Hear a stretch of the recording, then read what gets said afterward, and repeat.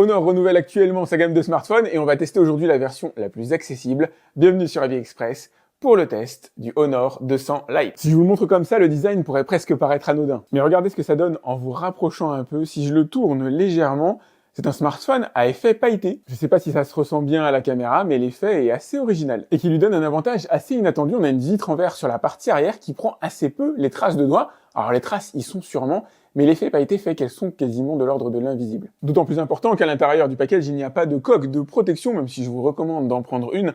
Là, pour le coup, l'arrière du smartphone reste quand même nickel. Il s'agit d'un smartphone plutôt grand, mais léger, seulement 166 grammes. Il tient très bien dans une main d'adulte, avec des bordures légèrement saillantes. Vous pourrez néanmoins peut-être percevoir un léger biseau pour les adoucir. Une chose est certaine, il est léger et fin, seulement 6,8 mm d'épaisseur, ça devient rare, les smartphones qui descendent en dessous des 7 mm, si on accepte le capteur photo. Un peu moins stylisé que sur les modèles haut de gamme, ce qui attire l'œil, c'est le 108 mégapixels du capteur principal. Vous allez retrouver du 5 mégapixels pour la partie grand angle et 2 mégapixels pour la partie macro en plus du flash. En face avant, c'est pas la mise à jour de Fortnite que je voulais vous montrer, c'est le capteur à selfie, 50 mégapixels quand même. Lecteur d'empreintes digitales sur le côté droit et sur le bouton power. Port USB-C évidemment pour le chargement et le transfert des fichiers, on est sur un smartphone stéréo. Et enfin sur la partie gauche, vous retrouverez un slot dual SIM, malheureusement pas de port pour la micro SD. Ni de prise jack, un peu désuète. Un des gros bonheurs de ce smartphone, c'est cet écran AMOLED de 6,7 pouces. Il s'agit d'un écran Full HD+, offrant un bon niveau de luminosité, capable de concurrencer le soleil en extérieur. Aujourd'hui, il fait super beau. Je me suis amusé bien sûr à l'essayer en extérieur à concurrence du soleil, et l'écran reste parfaitement lisible. Il couvre 100% de l'espace colorimétrique DCI-P3. L'image est vraiment très belle. Parfait pour regarder des films, parfait pour regarder tout type de contenu. On pourra noter éventuellement quelques reflets sur la dalle brillante, qui est recouverte par une pellicule en plastique. Ça, c'est cool, posée par une machine, donc du coup, il n'y a pas de bulle. Si vous vous posez des questions concernant les différences avec la version Pro, la version la plus chère, elle sera à peu près de même taille, une définition légèrement augmentée, surtout des pics de luminosité nettement supérieurs sur une dalle OLED. Même s'il est toujours tentant d'œuvrer vers le plus haut de gamme, quand on voit le résultat sur ce smartphone, l'écran est vraiment très beau. La version la plus haut de gamme vous donnant accès au processeur le plus haut de gamme du moment, le Snapdragon 8S Gen 3, là où dans cette version Lite, il faudra se contenter du Mediatek Dimensity 6080. Je dis se contenter, mais vous allez voir, la suite de cette vidéo va traiter essentiellement de ce que vous allez pouvoir faire et ne pas faire avec ce genre de puissance. Regardez, je vais mettre la vidéo en 1440p, sachant qu'on est sur un écran Full HD, le smartphone est parfaitement en mesure de la gérer. Il en va de même pour Netflix et toutes les applications de streaming que vous voudriez utiliser. Netflix en Full HD, si vous avez un abonnement supérieur, ça marchera aussi bien. On va quand même continuer de le titiller cette fois-ci. Je lui ai mis un flux en Full HD, encodé en H265, encapsulé en MKV, et ça passe par mon réseau Wi-Fi. Alors c'est du Wi-Fi 5 du Wi-Fi AC qu'on va retrouver à l'intérieur sur la bande de 2,4 et 5 GHz. Fichier de 16 Go qui transite sans problème. Beaucoup plus difficile cette fois, j'ai essayé de lui faire avaler un fichier 4K de 60 Go encodé en H265, et là malheureusement ça passe pas. Autrement dit, avec un écran Full HD, le smartphone a été taillé pour lire des contenus en Full HD, ce qu'il fait remarquablement bien, quel que soit le système d'encodage. Par contre, quand on monte d'un gros palier en passant à de la 4K, là on arrive à ses limites. Le téléphone vous arrive sous Android 14 avec l'interface magicOS 8, l'interface maison, on va dire, de chez Honor, utilisable aussi chez Huawei d'ailleurs, qui n'a pas été modifié ici par rapport à ce que vous avez lorsque vous allumez le téléphone pour la première fois, si ce n'est les suggestions d'intelligence artificielle qui sont basées sur les applications que vous ouvrez le plus habituellement. Là, vous avez du MyHonor, forcément. En plus de l'App Store, je vous rassure, vous avez l'accès à l'App Store directement à l'intérieur de ce smartphone, mais vous avez aussi accès au store de chez Honor. Enfin, je dis l'App Store, j'aurais dû dire le Play Store pour être précis. Toutes les applications ne sont pas fondamentales, on va retrouver quelques publicités, comme par exemple Booking, AliExpress, TikTok, que vous pouvez supprimer si vous en avez envie. Au niveau des paramètres et puis de la navigation de manière générale, au-delà de la fluidité, on est sur un smartphone Android, tout ce qu'il y a de plus classique. Vous allez vous y retrouver même si c'est votre premier smartphone Honor, vous n'allez pas être dépaysé. 8 Go de RAM physique, 8 Go de RAM stockés sur le disque qui totalise 256 Go à votre disposition. Et bien sûr, la possibilité d'utiliser divers systèmes de verrouillage. On va se faire la lecture d'empreintes digitales en biométrique ici sur le côté. Bon, l'étape est assez classique. Allez, voyons voir si ça fonctionne bien. J'éteins l'écran, je pose mon doigt ici sur le côté. C'est véritablement instantané. Hop, je vais y aller du bout du doigt. Non, là il a refusé. Là c'est bon. On va se faire maintenant de la reconnaissance faciale. Alors il faut que je le rapproche de mon visage, désolé. Alors cette fois, je vais l'éteindre et on va faire le déverrouillage. Alors non pas avec l'empreinte de l'index, puisqu'elle n'est pas rentrée dedans. Hop, j'appuie sur le bouton d'allumage Et regardez, le déverrouillage est quasi instantané, alors que mon visage se trouve derrière mon appareil photo. Je vais fermer les yeux.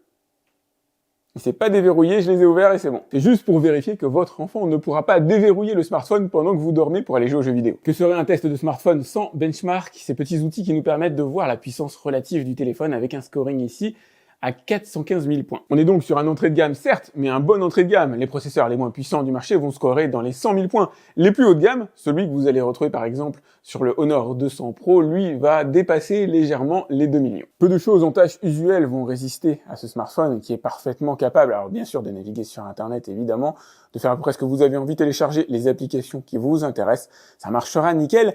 Le seul moment où on va pouvoir le challenger, alors je vous l'avais vu, c'est dans les vidéos 4K, mais aussi dans les jeux vidéo, et on va commencer par peut-être un des plus difficiles, Fortnite. Et je suis déjà extrêmement étonné que l'installation de Fortnite ait pu fonctionner sur ce smartphone. En règle générale, sur les entrées de gamme, Fortnite ne s'installe même pas. C'est la chute libre, et avant de m'écraser au sol, je vais vous montrer quels sont les paramètres graphiques recommandés. Alors par le jeu, on est bien sûr sur du 30 fps, ça c'est logique. Il n'y a qu'avec le téléphone, la version haut de gamme, que vous avez un écran 120 Hz. On va mettre le nombre d'images par seconde ici, on est en qualité des textures faibles.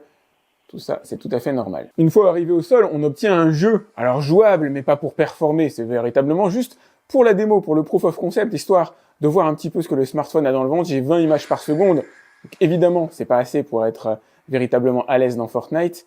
C'était pas l'objectif de cette démo-là. C'était juste déjà de voir qu'on peut le lancer. C'est déjà plutôt cool. Et ça signifie aussi qu'à mon avis, il y a 99% des jeux qui fonctionneront sur ce smartphone. Bienvenue sur PlayerUnknown's Battleground et même concept, on va aller se faire un petit coup d'œil sur les paramètres. Naturellement, il m'a mis en HD, fréquence d'image élevée, ce qui est plutôt généreux, je trouve. Bon, pas d'anti-aliasing, évidemment, ça consomme énormément de ressources. Me voilà au sol, et si on ne peut pas dire expressément qu'il s'agit d'un smartphone de gamer, regardez, en nombre d'images par seconde, j'ai largement ce qu'il faut pour pouvoir jouer confortablement à PlayerUnknown's Battleground. Je vais pas vous faire une démo, c'est pas l'objectif. L'idée ici, c'est surtout de voir si c'est fluide, et c'est le cas. À la louche, 99% des jeux fonctionneront sur ce smartphone si même Fortnite, alors tourne dans l'absolu, il n'est pas recommandable de jouer à Fortnite avec 20 images par seconde, c'est pas suffisant, ne me faites pas dire ce que je n'ai pas dit, mais dans l'absolu, il est installable, et vous pouvez alors le tester comme ça, de manière générale, mais la plupart des jeux ne consomment pas autant de ressources qu'un Fortnite. Même PlayerUnknown's Battleground, qui consomme pas mal de ressources, fonctionne. Genshin Impact fonctionne aussi, Brawl Stars, etc. Je peux pas vous faire la liste des jeux qui marcheront sur le téléphone. Estimé, allez, 98-99%. Avant de se tester la 5G, on va se tester le Wi-Fi. Alors, faut pas vous mettre martel en tête, hein, on est sur du Wi-Fi AC. C'est pas parce qu'il n'y a pas le Wi-Fi 6 dans ce smartphone que ça n'ira pas vite. Le Wi-Fi AC peut aller quand même jusqu'à 1 gigabit par seconde, c'est-à-dire 100 mégaoctets de taux de transfert, 110. Là, pour l'instant, avec la fibre, je suis à 40. Alors ça dépend du serveur, bien sûr. Là, pour le coup, le Play Store me l'envoie à 40 mégaoctets par seconde, ce qui est déjà très bien. Combat, mais cette fois-ci en 5G, j'ai mis une puce Free à l'intérieur. Je vais désactiver les données... mince, je fais une bêtise. Je vais désactiver le Wi-Fi, activer uniquement les données mobiles. On peut voir là-haut que je suis connecté en 5G. Je vais mettre sur installer.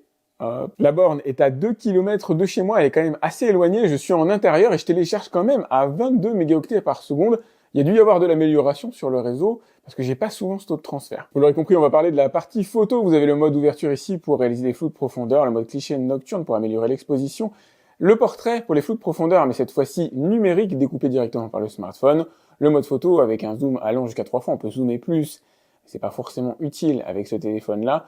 Vous avez accès aux différentes définitions ici pour la partie vidéo, ça va uniquement jusqu'en Full HD 30 fps. Ici, vous avez les paramétrages, alors je vous laisse vous mettre la vidéo sur pause, si jamais vous voulez les voir avec un petit peu plus d'attention. Le mode multi-view, donc vous avez du picture-in-picture pour filmer à l'avant et à l'arrière en même temps. Ça peut être une bonne idée, ça peut être utile surtout pour ne pas avoir à faire de montage. Et ici, vous avez les modes supplémentaires, dont notamment le ralenti qui se fait en 120 fps. L'image est belle, comme vous pouvez le voir, j'imagine. Alors aujourd'hui, la journée est plutôt bien éclairée. Je vais essayer de vous donner quelques images à voir. Elle est belle, mais pas stabilisée malheureusement. C'est peut-être le reproche, le défaut majeur qu'on pourrait faire à ce smartphone, pour lequel l'autofocus fonctionne impeccablement bien comme vous pouvez le voir, mais l'absence de stabilisation, en tout cas pour la partie vidéo, est un peu plus gênante. 50 mégapixels en Full HD sont disponibles pour la partie selfie, donc là je vous montre uniquement la partie vidéo. En tournant autour de moi-même pour vérifier un peu l'exposition, là j'ai le soleil juste derrière moi, on voit mes cheveux qui se font gentiment la malle, une exposition qui est assez bien gérée sur ce smartphone, et la possibilité de switcher entre le mode 1 fois et le mode 0.8, pour pouvoir faire des selfies de groupe. Et j'aime beaucoup le résultat du mode bokeh ou du mode ouverture sur des paysages, enfin sur la nature de manière générale, un petit peu moins sur ma personne, notamment au niveau du détourage des cheveux qui est ici beaucoup plus difficile.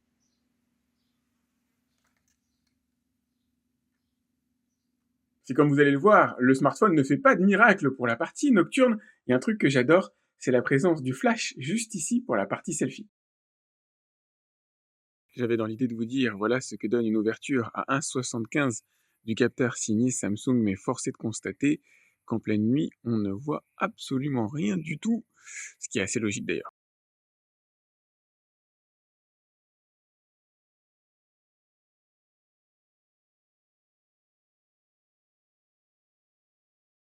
Allez, je vous propose de débriefer sur ce Honor 200 Lite, à commencer par son design. Il est très beau, ça ne gâche rien. Il est aussi très fin, très léger, parmi les plus légers qu'on peut trouver à l'heure actuelle sur le marché, tout en ayant un grand écran de 6,7 pouces qui de surcroît est beau, lumineux, avec du 90 Hz et surtout écran AMOLED. Android 14 à l'intérieur, c'est la dernière version, je peux pas vous parier malheureusement qu'il y aura la prochaine montée de version qui sera réalisée, mais en règle générale, Honor suit quand même ce smartphone.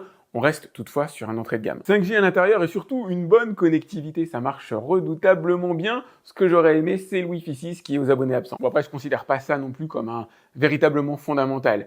Vous avez à l'intérieur un processeur signé Mediatek, on est sûr de l'entrée de gamme, puissance correcte, qui permettra de faire tourner en matière d'application tout ce que vous voulez, en matière de jeux vidéo, peut-être 95%, il n'y a qu'en allant véritablement dans les jeux les plus difficiles, les first-person shooters par exemple à la Fortnite, où là vous tomberez en FPS, il faudra baisser la puissance graphique. De toute façon, pour jouer à ce genre de jeux vidéo, il vaut mieux taper dans du milieu, voire haut de gamme. La batterie est pas mal du tout pour vous donner un point de repère, elle permettra de lire des films pendant, alors écran mis au maximum en matière de luminosité, pendant environ 14 heures. Il y a 7% de batterie qui est drainée par heure de film.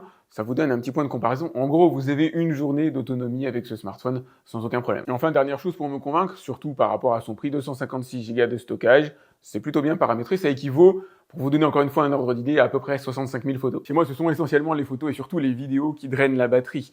Batterie qui se recharge lentement. On est sur du 35 watts. Il faudrait entre 1h30 et 2 heures pour recharger ce smartphone. C'est un peu dommage, mais enfin bon, pour un chargement de nuit, ça pose pas de souci. D'ailleurs, si la photo et la vidéo tirent leur épingle du jeu de jour, on a quand même un résultat qui est très correct, qui bénéficie de l'expérience de Honor. Au niveau nocturne, malheureusement, c'est tout juste passable. De toute façon, un smartphone à ce genre de tarif est rarement fait pour faire de la photo ou de la vidéo de nuit. Il n'apprécie pas la lecture de fichiers 4K. Bon, c'est un écran Full HD, il n'y a pas forcément besoin de mettre de la 4K, mais si vous avez des vidéos tournées en 4K, pour les lire dessus, ça va être difficile. D'ailleurs, restons plus ou moins sur ce sujet, il va tourner en conséquence ces vidéos en Full HD. Il n'est pas possible de filmer en 4K. Voilà ce que je pouvais vous en dire. Ne vous reste plus qu'à découvrir son tarif directement dans la description. Je vous ai mis un lien en dessous de la vidéo. Pensez à la liker d'ailleurs, c'est important pour moi. À vous abonner à ma chaîne si c'est pas déjà fait. Si vous avez des questions concernant ce Honor 200 Lite, vous pouvez me les laisser directement dans les commentaires de la vidéo YouTube. J'essaie de répondre à tous mes abonnés. Quant à moi, je vous dis à très vite pour un autre test sur AviExpress. Salut!